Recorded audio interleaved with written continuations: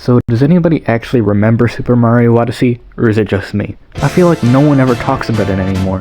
That's a real shame because this is one of the best Mario games of all time. That's why today I'll be ranking my top 10 favorite Super Mario Odyssey kingdoms. This ranking will be based on how unique the kingdom is, the missions associated within the kingdom, and anything else that helps the level to stand out. Now the intro is over, let's go!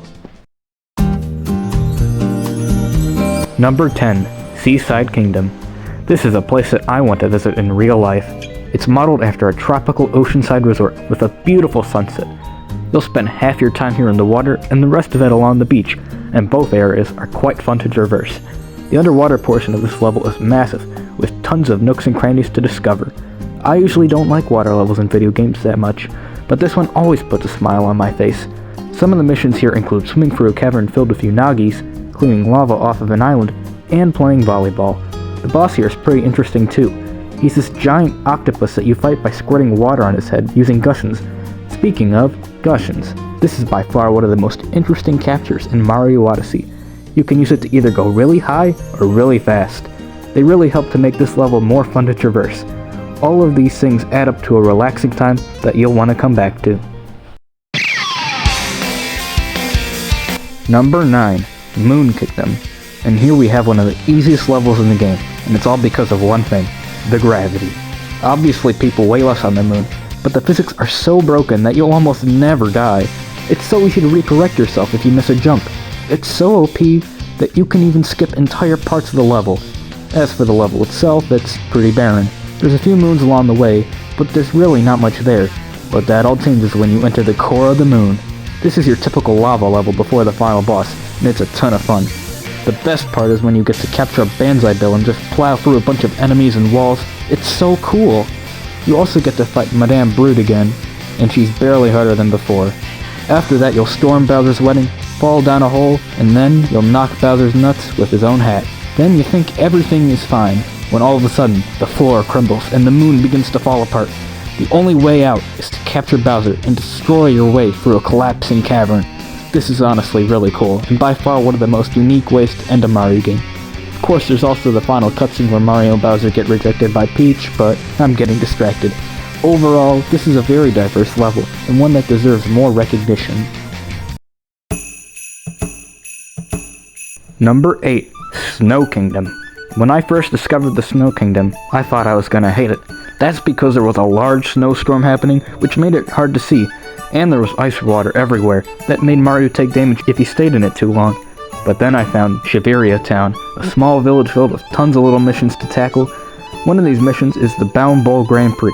Basically, you'll capture a Shiverian and race around one of the tracks by bouncing up and down. The controls aren't perfect, but it's so creative that it gets a pass. Aside from that, you'll blow away Spinies, climb up a giant mountain, and solve small puzzles. No unique boss fight this time around.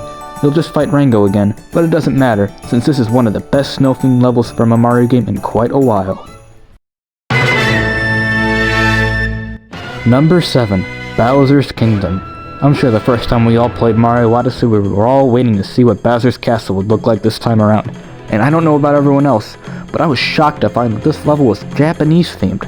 It's not something I ever would have expected, but it works really well. For most of the level, you use Pokios for platforming and solving small puzzles. They allow for a very unique level design, which is always appreciated.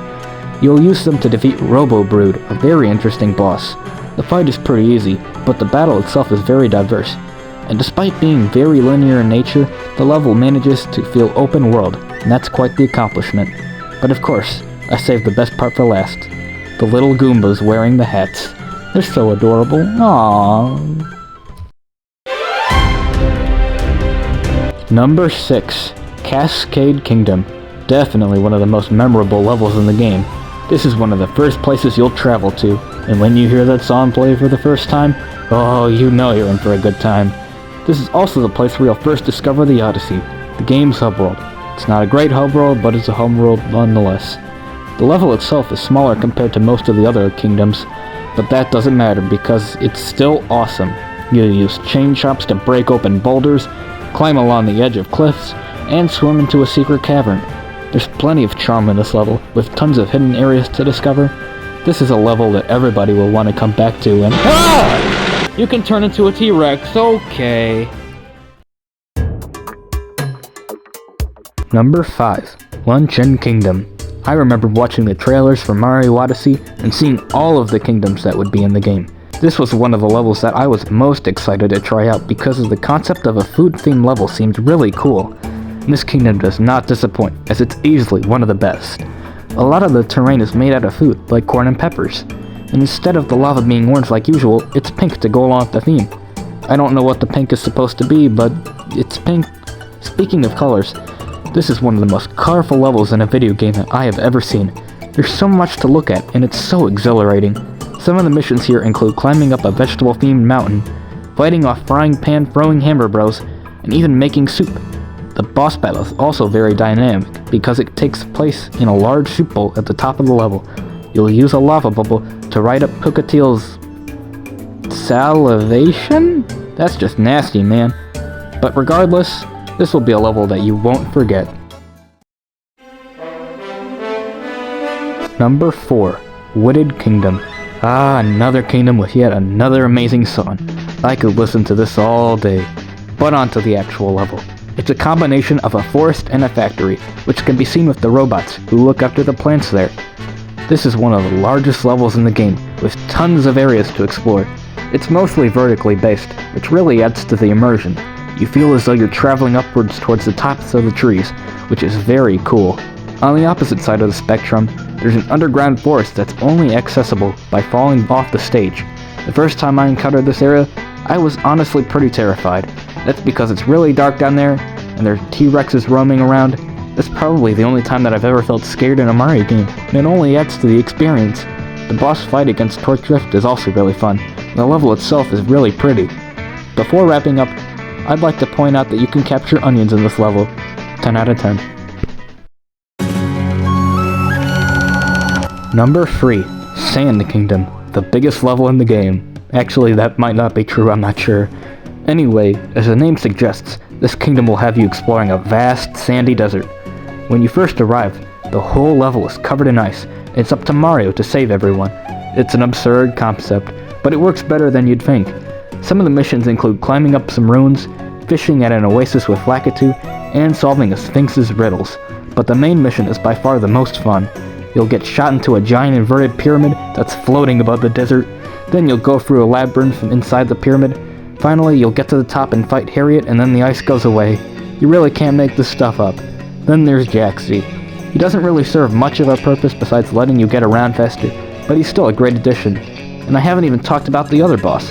It's basically just Dyrok from Super Mario 64, but you capture his hand and punch him, so maybe it's not exactly the same.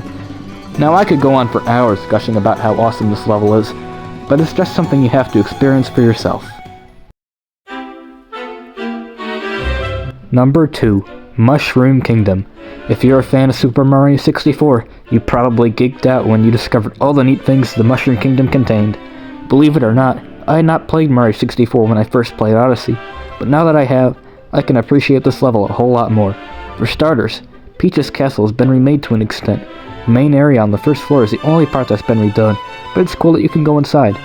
This is also the place where you'll unlock the Mario 64 outfit, the best costume in the game. And you can't forget the secret door leading to the courtyard. I'm not gonna lie, I may have fallen for that whole L is real thing in 2017, but that's besides the point. This level adds so much fan service that it's just unbelievable. And despite being a post-game level, there's still tons of stars to go for as well. You can even refight all of the game's bosses on a harder difficulty. Mushroom Kingdom is such a joy to play through, and will really hit you in the nostalgia bone. Number 1. Metro Kingdom.